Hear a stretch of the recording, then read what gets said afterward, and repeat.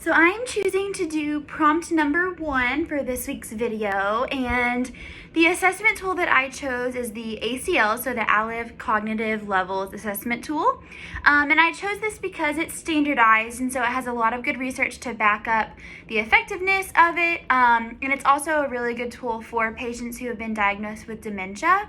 And so at the skilled nursing facility, a lot of times we see patients who have comorbidities, and one of the most common ones is dementia, or they may be there for dementia. And so I can use the tool to determine and give myself an idea of what their functional level is.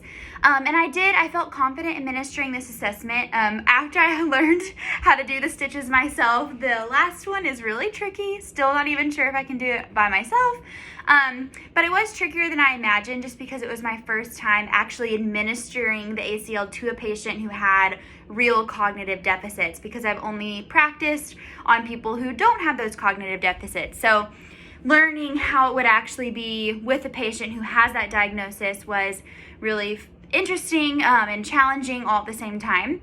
And so through this experience, I learned that patients can be really complex, and that this assessment tool, or any assessment tool, is just a small snapshot of this patient's functional level, because they may do really well at it one day and then not be able to do it the next day, or they may not put in the same amount of effort. So I learned that there's really a lot to a patient, and the tool just gives me a small snapshot of maybe what that functional level is. So that's what I learned.